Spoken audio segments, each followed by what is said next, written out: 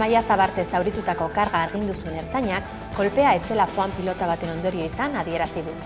Reala eta PSG-ren arteko partidaren aurretik zauritu zuten Zabarte 2024ko martxoan, ustez ertzaintzaren karga batean jaurtiriko joan pilota baten ondorioz.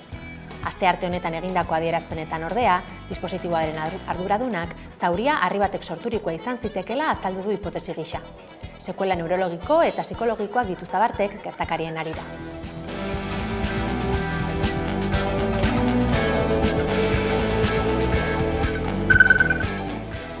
Astearte honetan abiatu da Bilbon, Bizkaiko lurralde auzitegian Fernando Izagirre Diako presidente ohiaren aurkako epaiketa.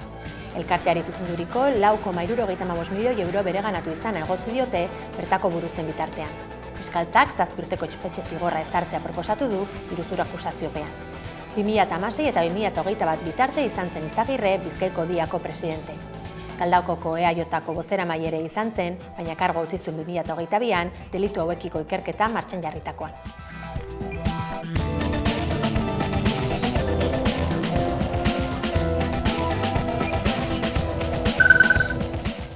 Euskal Wikilarien Kultura Elkarteak Euskal Herriko Historia 100 objektutan podcasta aurkeztu du astearte honetan. Bertan, iraganeko pasartea kontatuko dituzte, Euskal Herriko museoetan erakusten diren tresneria eta bestelako objektuez baliatuko direlarik. Aurre bideratutako komikia ere izango du hizpide proiektuak. Podcasta asteartero argitaratuko da eta euskal idazleen laguntzarekin sortu dute berriarekin elkarlanean ekoiztu duten bitartean.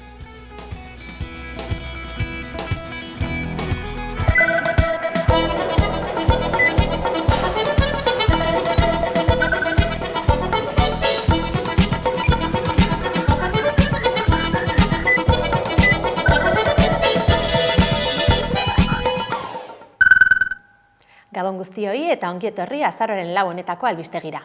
Imanol Pradales Eusko Jaurlaritzako lehendakaria, Jan Rene Etxegarai Baionako alkate eta Euskal Hirigune Elkarguko presidentearekin elkartu da astearte honetan Ajurianean. Hantxe izan da gure berrimaile Maite de Felipe. Pradales eta Etxegarai astearte honetan Ajurianea Jauregian bildu dira. Batzar horren helburua erakundeen arteko lankidetzaren ahalegina berrestea izan da. Imanol Pradales lehendakariak eta Jan Rene Etxegarai Euskal Hirigune Elkargoko presidenteak erakundeen arteko lankidetzaren ahalegina berretsi dute Ajurianea Jauregian. Pradaleseko hartarazi duenez, lankidetza instituzionaleko memorandum honek urrats berri bat markatzen du Eusko Jaurlaritzaren eta Euskal Hirigune Elkargoaren arteko harremanetan. Naiz eta bi erakunde ezberdinen buruak izan, herri bera ordezkatzen dugu. Marra ikusezin batek erditik zatitzen duen herriaren parte gara. Errealitate honen aurrean, ezin dugu beste aldera batera begiratu. Gure betebeharra da gogor lan egitea. Muga batek ezin duelako sekula oztopoa izan. Astearte honetan sinatutakoa 2019an izenpetutako lehen testuaren jarraipena da. Historia, hizkuntza eta kultura komunetan oinarrituta dagoena. 5 urtetarako izenpetutako memorandunak hainbat arlo nagusitan lankidetza indartua aurre ikusten du. Hoien artean daude esaterako euskararen sustapena, mugaz gaindiko mugikortasuna, garapen ekonomikoa, nekazaritza jasangarria, turismo arduratsua eta tokiko erakundeen arteko elkarlanaren bitartez migratzaileen koordinazioa.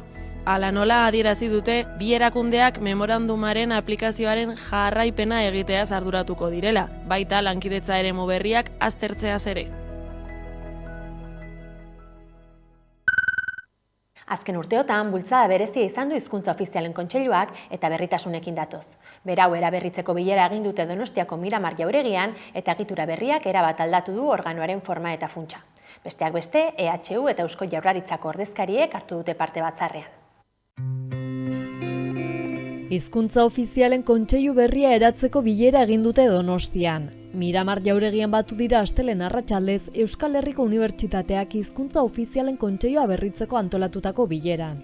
Berritasunak daude, egitura berriak erabat aldatu baitu organoaren forma eta funtsa aurrekoaren aldean.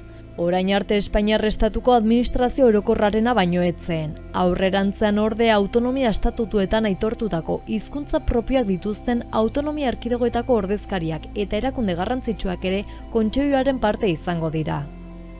Bileran izan dira EHUko errektore Jose Ramon Bengoetxea, Rafael Briet Kooperazio Autonomiko zuzendari nagusi eta kontseiluko presidentea, Sonia Rodríguez Eusko Jaurlaritzako hizkuntza ikerketa eta koordinaziorako zuzendaria eta hizkuntza ofizialak dituzten autonomia erkidegoetako akademietako eta hizkuntzen institutuetako zenbait ordezkari.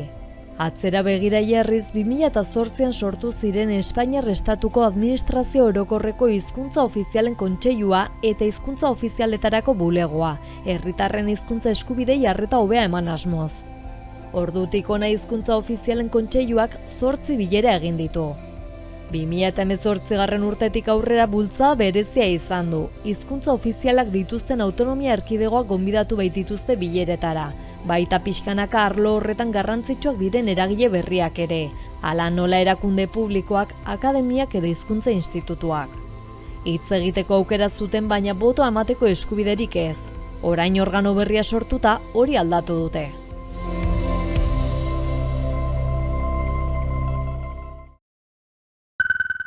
Arabako Foru Aldundiak zigor espedientea irekiko dio Sarrea Euskal Udalekuak elkarteari Bernedoko udalekuak antolatzen dituen taldeari hain zuzen.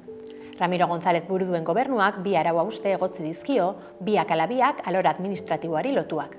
Bertan eginiko jardueren inguruan informazioa aldez aurretik ez helaraztea eta gertaeren ikerketa gauzatzen ari diren erakundeei dokumentaziorik ez ematea. Gonzálezek astelehen honetan eman du honen berri Batzar Nagusietan Alderdi Popularraren eskariaz eginiko agerraldian. Alora administratibotikak, auzitegiak, 21 salaketa ikertzen ari dira Bernedoko udalekuen aferan, sexu askatasunarekin lotuak gehienak. Azken honi lotuta, atzoko batzarrean, PPek instituzioei gaia alfonbraren azpian ezkutatu izana egotzi die, PSek delitua izatekotan ardura egiena dela zehaztu du eta ez erakunde publikoena, eta EH Bilduk berriz epaitegien gardentasun falta deitoratu du.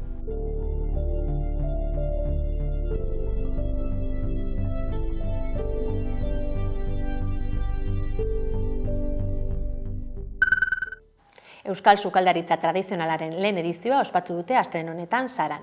Euskal Herriko gastronomia ardatz izan duten hainbat ekimen gauzatu dituzte, baita sukaldaritzaren egoerari buruzko hainbat hausnarketa egin ere. Euskal Sukaldaritza tradizionalaren lehenengo edizioa ospatu da Saran. Jakitea elkartaren eskutik Euskal gastronomi tradizionala ardatz duen topaketa bat antolatu da Saran astelehen honetan. Hainbat hitzaldi eta mahai inguruarekin hasi da eguna eta ondoren Euskal plater tradizionalen dastaketaren ordua izan da. Euskal ekoizleen merkatu txiki bat ere antolatu dute. Hitzaldiak 3 hizkuntzatan izan dira, euskaraz, gazteleraz eta frantsesez eta Euskal sukaldaritza tradizionalaren egoerari buruzko hausnarketa ugari egin dute. Gure amonak erakutzetako gastronomia dela adierazi du Xabi Zabaletak Jakitea elkarteko lehendakariak. Ohituren aldaketa ere gai nagusietako bat izan da hitzaldietan. Gaur egun jente gaztea erakartzea jomuga bihurtu da eta sentsibilizazioaren garrantziaz mintzatu dira ere. Produktu honen erabilera ezinbestekotzat hartu dute jendeak ez duelako behar haina ohitura kalitatezko jakiak jateko, haien esanetan. Nafarroako lanbide heziketako irakasleen 2. greba eguna izan da astearte honetakoa. Horren harira, manifestazioa gauzatu dute Iruñeko kaleetan barrena. Informazio gehiago dauka Irune Rejanok. Lanbide heziketako irakasleek 2. greba eguna dute gaurkoan. Sindikatuek adierazi dutenez atzoko greba egunak jarraipen handia izan zuen 140ko jarraipenarekin. Gaurkoan manifestazioa abiatu dute zenetiek baluarteraino eta dei egin dute biharko 3. greba egun horretara parte hartzera eta jarraipen honekin jarraitzera. Gainera, Carlos Jimenok egin zituen adierazpenak kritikatu dituzte eta adierazi dute egoera ez aldatzekotan mobilizazioekin jarraituko dutela. Astearte honetan, azaroren 4an, Nafarroako lanbide heziketa publikoko irakasleek sektoreko gehiengo sindikalak deitutako 3 greba egunetako 2. egin dute. Sindikatuek lanbide heziketa dualeko eredu berriaren bat-bateko eta baliabiderik gabeko ezarpena eta lan gainkarga salatu dituzte. Ikasleen aniztasunari behar bezala erantzutea eta kalitatezko hezkuntza bermatzea eragozten dutelako. Jimenok atzo esan zuen 116 irakasle gelditu zirela, baina datu hauek eguerdian eman zituen. Horren, zinezkoa da datu hau benetakoa izatea, jakinda eskola asko arratsaldez izaten direla. Errealitatea bestelakoa da. Atzoko datuen arabera, badira ikastetxeak non 180ko jarraipena baino handiagoak izan zen, eta bataz beste gutxi gorabehera orokorrean 140 baino jarraipen altuago izan dugu ikastetxe guztietan. Zerbitzu minimoak gehiegizkoak direla salatzeaz gain, Carlos Jimeno Hezkuntza Kontseilariaren jarrera ulertezina dela adierazi dute sindikatuek. Aldi berean, Jimenoren hitzetan atzoko mobilizazioa eskasa izan zen, baina greba bertan bera uzteko eskatu dugu, orduan nahiko kontraesankorra da hori, ez? Eskasa izan baldin bazen, zeren beldur da. Orduan greba bertan bera uztea nahi badute, guk bidea erraztuko diegu, baldin eta baliabide gehien baten badizkigute, ratioa jaisten badizkigute, eta galdutako erosalmena itzultzen badigute, ez? Greba ekintza kolektiborako deia ere badela gehitu dute. Baita ikasleek kalitatezko hezkuntza jasotzeko duten eskubidearen aldarria ere.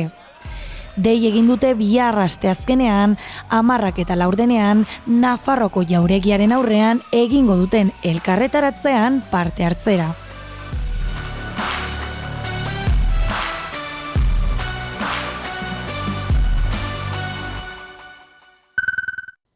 Beste urte batez, Durangoko azokaren harira DAPRO topaketak egingo dira Durangoko Plateruenan eta Bizenta Mogel bibliotekan hilaren 25ean eta 26ean.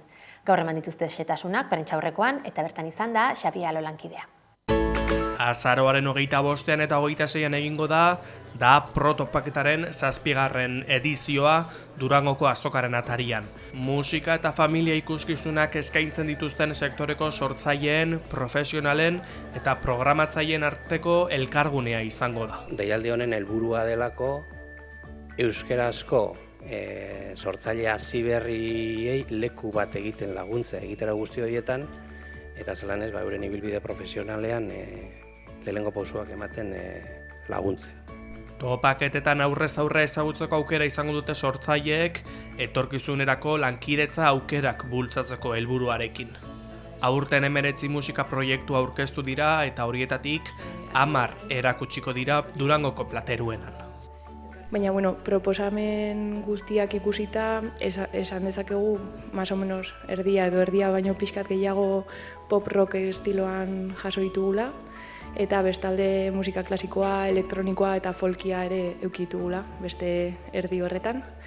Gero gehiengo bat euskera soilean egindako proposamenak dira eta beste guztiak euskera beste hizkuntza batzuekin uztartutakoak. Azaroaren 26ean izango dira horiek ikusgai eta aurreko egunean hilaren 25ean familia ikuskizunen txanda izango da Durangoko Bizenta Mogel bibliotekan. Familia ikuskizunen topaketa euskarazko familia ikuskizunak ezagutzera emoteko ekimena da, eta topaketa honetan sortzaileek euren lanak aurkezteko aukera eukiten dabe eta programatzaileek proposamen originalak ezagutzeko aukera. Jasotako proposamenak 2 katalogotan txertatu eta programatzaileen esku utziko dira.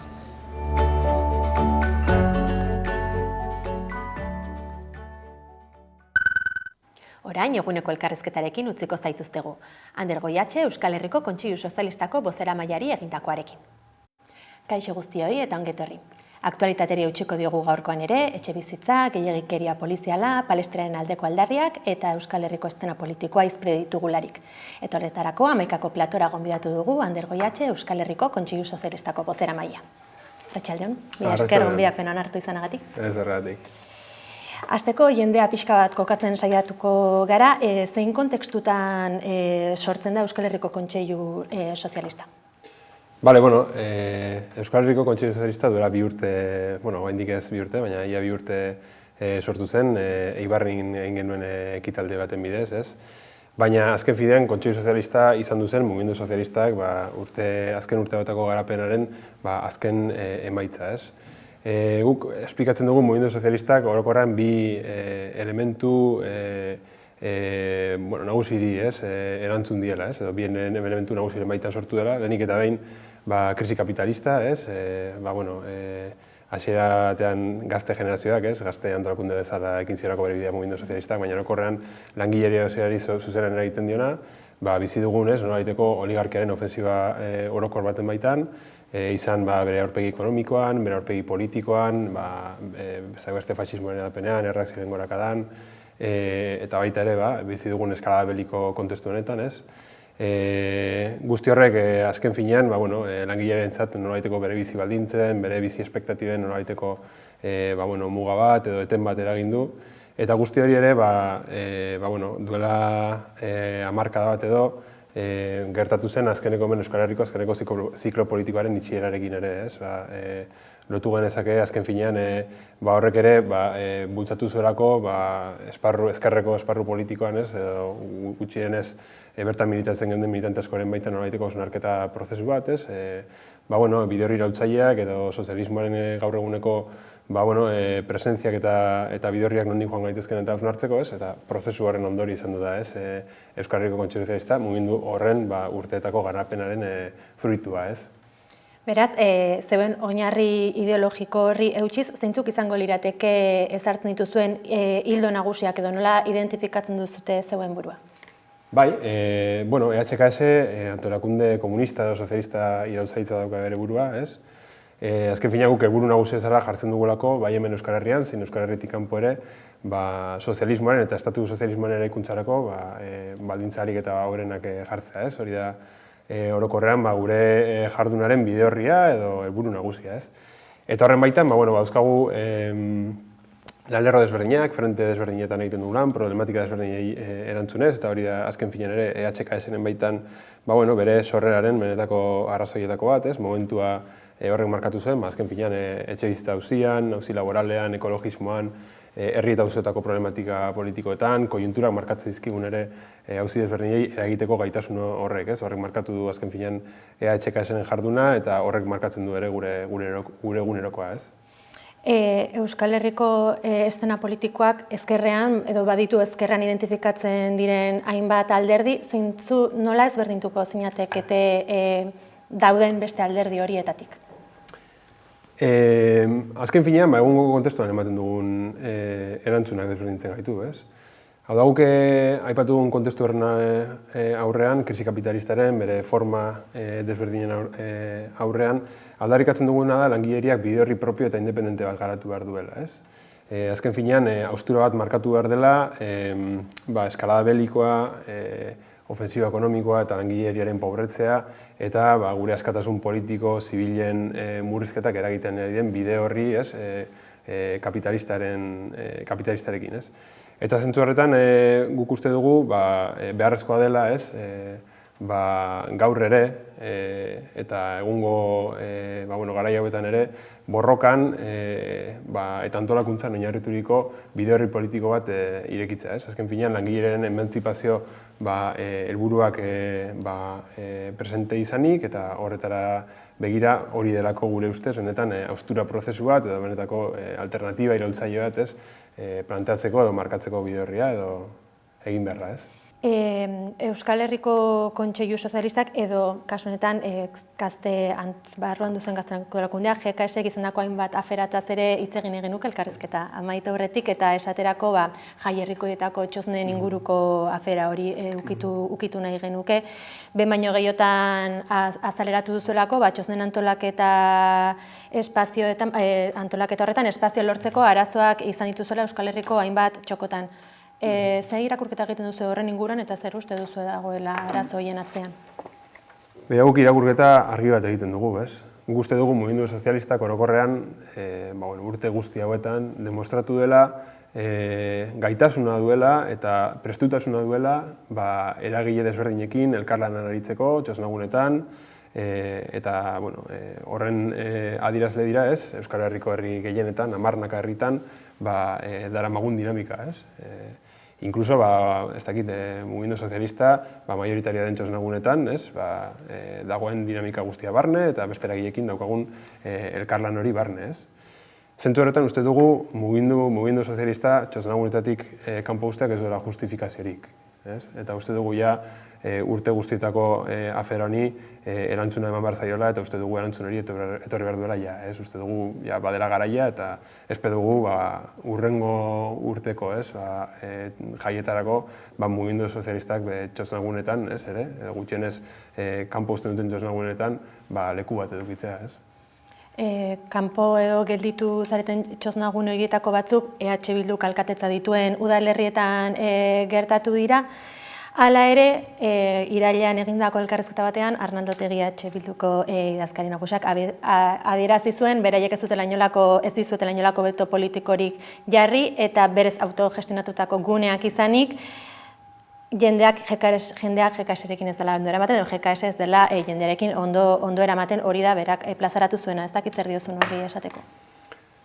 Bai, askotan ipatu izan da ere Ezker Abertzalearen partetik, mugimendu sozialistaren existentziak berak ez dituela preokupatzen, ezer ere ez. Eta errealidak demostratzen duena da hori ez dela horrela, eta ipagenitzake besteak beste esan duguna, mugimendu sozialistaren antolakundeak txosnagune batzuetatik kanpo usteko egin dituzten saiakerak, edo baita ere, besteak beste sare sozialetan mugimendu sozialistaren aurka egiten duten jardun kontinuo horrek. Uste dugu, Ezker Abertzaleak nolabaiteko hausnarketa bat egin zuela duela urte batzuk, zela bizi dugun kontestu guzti honetan, aipatu ditugu kontestu elementuak, nolabait zentro edo eskuinerazko biraketa bat egin beharra zegoela. Hori adierazi da, PSOE-rekin egin dituzten akordio guztietan, bere gobernuen giltzarri bilakatzera arte, beraien agenda ekonomikoa patronalarekin adosterako orduan, poliziaren normalizazioa gauzatzerako orduan. Eta zentzu horretan, guk, kontestu beraren aurrean egiten dugun hausnarketa guztiz kontrakoa da. Guk benetan, eragile sozial, sindikal, herri mugimenduko eragileak eta orokorran langileriaren baitako sektore desberdinak ezkerrera mugitzeko beharra aldarrikatu dugu eta demostratu dugu, egun kontestuak ahalbidetzen duela planteamendu irautzaileak, planteamendu estrategikoak mahai gainean jarriz, benetan bertan masa mobilizazioak egiteko gaitasuna. Azkena izan zen, adibidez, Palestina Elkartasuna plataformatik, duela hilabete gutxi, Iruñan egin genuen mobilizazioa, zeinak Israelen desegitearen exigentzia mahai gaineratu zuen, eta Palestina erresistentziaren babesa aldarrikatu. Ez da erdibideko posizioa, uste dugu hori dela, benetan langileak eduki behar duen posizioa, eta demostratu dugu, horren bidez ere, posizio horiek badaukatera gaitasuna masa mobilizazioak eragiteko. Horren kontestu horretan zer gertatzen da, gure existentziak berak, zalantzan jartzen duena, jendearen aurrean, Ezker Abertzaleak egin duen hausnarketa hori. Hau da, egungo kontestuan, eskuinera edo zentrora biraketa hori egin behar denaren hausnarketa hori. Eta zentzu horretan uste dugu Ezker Abertzalearen jardun guzti hau horri, edo jardun guztienek horri erantzuten diola. Gure existentziak benetan zalantzan jartzen duela, azkeneko urte hauetan egin duten biraketa. Estatu instituzioetan asimilatzeko, autodeterminazioaren auzia albo batera uzteko, eta bar. Euskararen inguruan ere kritika luzatu zizuen Otegik elkarrizketa horretan, Euskara proletaren hizkuntza edo lenguaia ez dela esatea leporatu zizuen zehazki, kako txartean sartu zuen adierazpen hori. Zer diozue horri esateko? Guk ez dugu hori esan, guk inolaz ere ez dugu hori pensatzen, Euskara proletargoaren hizkuntza ere bada, baina egia dena da, proletargoaren sektore askok ez dutela, Euskaraz hitz egiten, edo gutxienez Euskarekiko dauzkatela nola baiteko, urruntze batzuk edo zailtasun batzuk Euskarak zeditzeko. Guk mahai gainean jarri dugun hausnarketa da Euskara nolabait salbatzera begira, guri ere nolabait preokupatzen den auzi bat denean, gure hizkuntza salbatzera begira ezinbestekoa dela eta ezinbestekoa erakutsi dela historian zehar Euskararen politizazio bat eman behar dela. Azken finean, proletargoaren edo langileriaren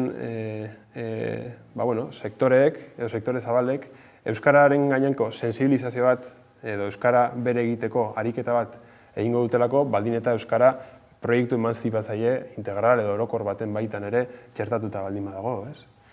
Nik adidez gogoan dut, ereduan ikasi genuenok Nafarroan, gure generazioetan, nola gure klaseko kide asko ez ziren, edo gehienak, ez ziren euskaldun zaharrak. Iruñerrira lanera joandako familia migranten seme-alabak ziren, edo bertakoak izan arren, euskara lenguai bezala, edo ama hizkuntza bezala ez zuten familietako kideak. Eta demostratu zuen benetan, euskara, nolabaiteko mugimendu politikoaren, langile mugimenduaren baitan txertatuz, aukera edo potentziala dagoela benetan gaur egun euskaraz bizi ez diren sektore askotara iristeko eta horiek euskararekiko sentsibilizazio bat eskuratzeko eta euskarara erakartzeko, Guk hor markatzen dugu apustua euskararekin eta horretan dihardugu. Aurrera begira, abiatu genuen Gabriel Arestirekin nolabaiteko lanildo bat euskararen inguruan, preokupatzen gaitu nenean ere aurreikusita dugu hurrengo hilabetetan dinamika desberdinak martxan jartzea eta gutxi gehiago, eta gero evidentea dena da ere guk antolakunde proletario edo sozialista eroltzaile bezala identifikatzen dugula gure burua eta euskara daukagula ere gure hizkuntza politiko gisa, eta gutxienez euskara lehenesten dugula gure aktibitate politikoan. Eta nik uste horrek demostratzen duela orokorrean, batzuek esan dezaketaren aurrean euskararekiko daukagun konpromisoa eta euskarari ikusten diogun potentziala esan dugun alternatiba iraultzailearen artikulazioaren baitan. Elkarrizketa honi amaiera emateko, zeintzuk dira datozen garaiotan aurre ikusten dituzuen ekintza edo proiektua zer zabiltzate antolatzen momentuotan? Berez abenduaren 6-ako manifestazio bat antolatu dugu Durangon. 78ko Espainiako Konstituzioaren urte hurrena ospatzen den egun horretan, hain zuzen ere, konstituzio horrek, diktadura frankistaren kontinuismoa suposatu zuela salatzeko, eta horren aurrean langileren haustura politikoa aldarrikatzeko, bai Espainiako erregimenaren zein konstituzioaren aurrean. Hori igual epe laburrera daukagun tara bezala, egia da ere, konjuntura politikoa oso aldakorra izaten ari dela, eta ez dugu ahaztu nahi ere Palestinaz, eta ez dugu ahaztu nahi ere zentzu horretan Palestinan gertatzen ari den guztiaz, bertan bombak, heriotzak, eroriketak, genozidioak ez da eten, eta ikusi beharko dugu hurrengo aste hilabetetan ere dinamika jartzen ditugun martxan. Guk zentzu horretan, Palestinarekin elkartasuna plataformaren parte garen denean, bertan jartzen dugu gure apustua, eta epe motzera ere plataformak deitu ditu bi manifestazio edo mobilizazio. Lehenengoa Euskal Herria eta Palestinaren partido egunean, 6:30, Euskal Armaietako taldeekin batera, Palestinar erresistentziaren alde, eta aipatu ere, azaroaren 22an Gernikan egingo den manifestazio bat, bertan Israeleko Saskiaroi talde batek jokatuko duelako, eta aukera izango duelako berriz ere, Israelen gaineko deslegitimazioan eta Israelek hemen mendebaldean dituen konplizia de apoio guztiei aurre egiteko. Horixe esango nizuke. Gaurkoan hemen txertziko dugu elkarrizketa, Ander Goiatxun, mila esker amaikara tortzagatik. Zuei, eskerrik asko. Gaurkoan, Iker Laurobaren Negua bi abestiarekin emango diogu amaiera albistegiari. Gogoratu, amaikaren webgunea eta sare sozialak eskuragarri dituzuela informazioa zabaldu nahi izan ez bero. Mila esker zuen arretagatik, ondo izan eta bihar arte.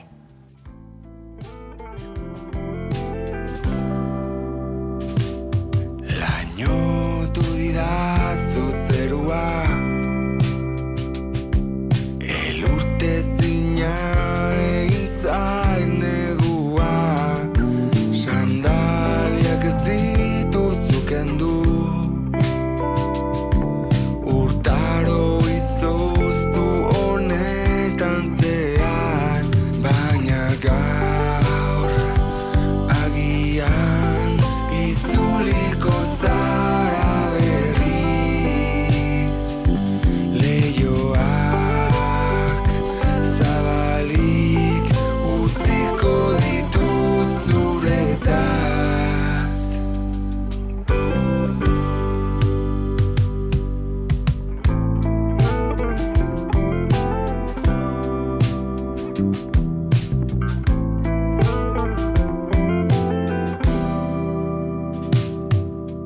Zure bihotz horietan islatzen